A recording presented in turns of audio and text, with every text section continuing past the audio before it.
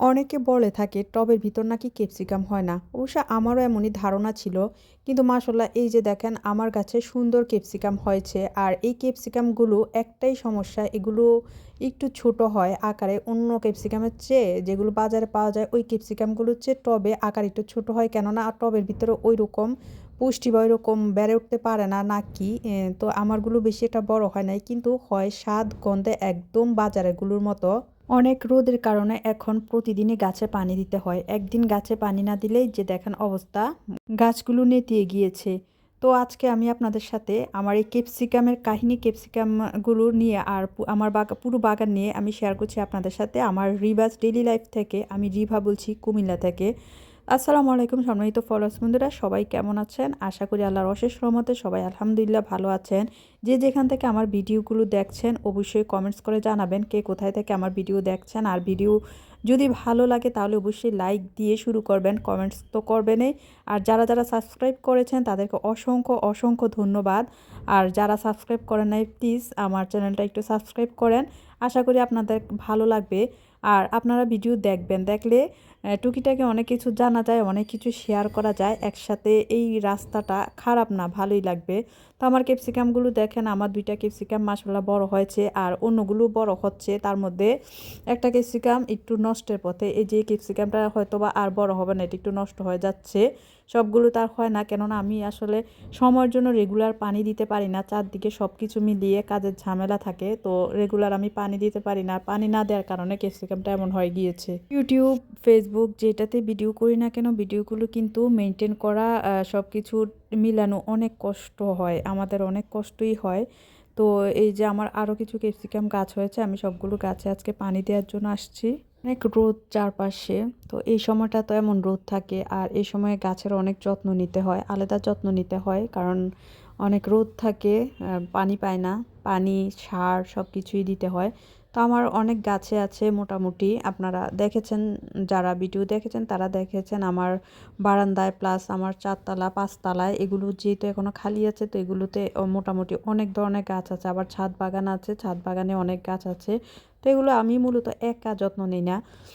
এইখানে আমার বাবা থাকে, আমার বাবা সহ যত্ন নেয়। আমার বাবাই বেশিরভাগ লাগিয়ে দেয়, তারপরে আমি পানি দিই, যখনই যাই আমি পানি দিই, আবার বাবা পানি দেয়। এই যে করলা গাছটা, একটা করলা আছে, তার আগে আমি দুইটা করলা আপনাদেরকে দেখিয়েছি। দুইটা করলা নিয়ে আমি খেয়েছি, ভালোই লেগেছে। করলাগুলো এত তিতাও লাগে না, মজা আছে। আবার মরিচ আছে গাছে, তো সব কিছুই আছে টুকটাক, এগুলো থেকে আমাদের হয়ে যায়। আসলে আমাদের সবজি অতটা কেনা প্রয়োজন হয় না, মোটামুটি চলে যায়। শাক, এইটা হচ্ছে কুমড়ো, কুমড়ো গাছ, তো কুমড়ো ফুলও আছে। আবার অনেক খেয়েছি এই কুমড়ো গাছগুলো থেকে। কুমড়োর আঁকা টোকা দিয়ে, মাছের মাথা দিয়ে আমরা ভেঙে ভেঙে খাই, তারপর আবার ভাজি করে খাই, শাকও খাওয়া যায়, ভালোই অনেকবার খাওয়া হয়েছে। এই যে ওয়েদারটা দেখেন, গাছে গাছে মুকুল আসছে, তো এই সময়ের ওয়েদারটা আসলে সত্যি অনেক ভালো লাগে। বাতাস, আমি এখন আছে কয়েকদিন কিন্তু বাইরে যথেষ্ট বাতাস আছে। তো আমি এখন চলে আসছি এই পাঁচতলায়। পাঁচতলা আমার কয়েকটা পেঁপে গাছ বালতিতে হতে কি আপনারা দেখেছেন কখনো? এই যে আমার পেঁপে গাছগুলো কিন্তু বালতিতে হয়েছে। এই পেঁপে গাছগুলোর পিছনেও কাহিনী আছে, সেটাও আমি বলছি। আমি সবসময় গাছের ভিতরে তরকারি বাছাগুলো দেওয়ার চেষ্টা করি। তো এগুলো আমি রেখে দেই না, আমি ডাইরেক্ট মাটির ভিতরে পুঁতে দেই। তো এমন বাছা আমি রেখেছিলাম পেঁপের, তারপর অনেক কিছু বাছা আমি রেখেছিলাম বালতির ভিতরে। এই বালতির ভিতরে রাখার পরে কিছুদিন পরে দেখি যে চারা উঠতেছে। চারা দেখে তো আমি অনেক খুশি। তো দেখলাম যে এগুলো পেঁপের চারা, প্রায় 15-20টা পেঁপের চারা আমার টবের ভিতরে উঠেছে। তো এগুলো তো আর নষ্ট করতে ইচ্ছে করলো না। আর অন্য জায়গা না, বড় ডাম নেই যে ওইগুলোতে লাগাবো, কারণ পেঁপের জন্য অনেক বেশি মাটি লাগে। তো ওই রকম নাই।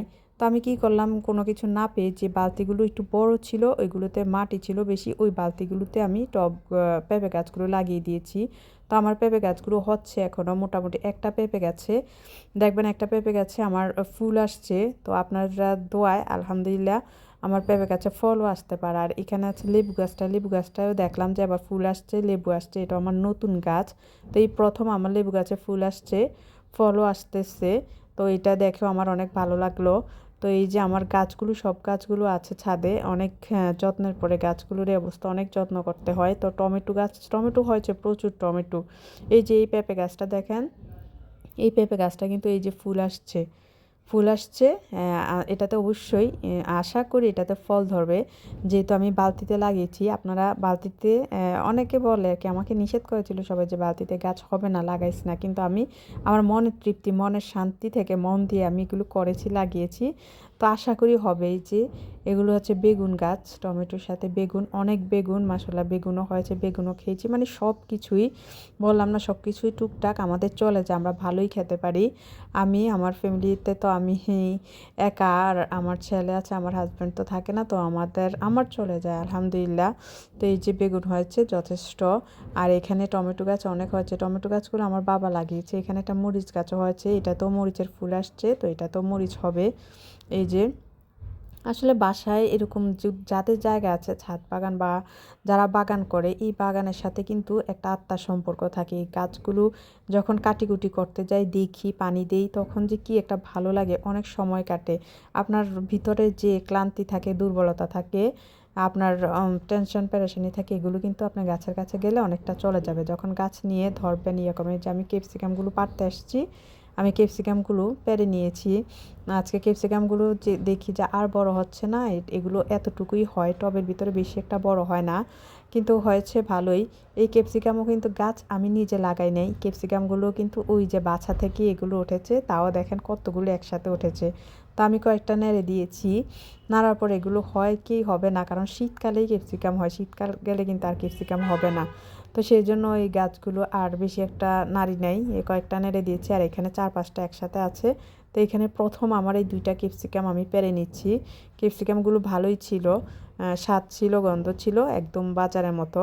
তো ভালোই হয়েছে। তো ক্যাপসিকামগুলো যখন প্রথম হয়েছে, প্রথম দেখে কিন্তু আমি অনেক অনেক খুশি হয়ে গেছি। মানে আমি এতটাই খুশি হয়েছি যে আমার কাছে ক্যাপসিকাম হয়েছে, এটা তো আমার কাছে একটু অন্য রকমের লাগলো। তার আজকে এই পর্যন্তই, সবাই ভালো থাকবেন।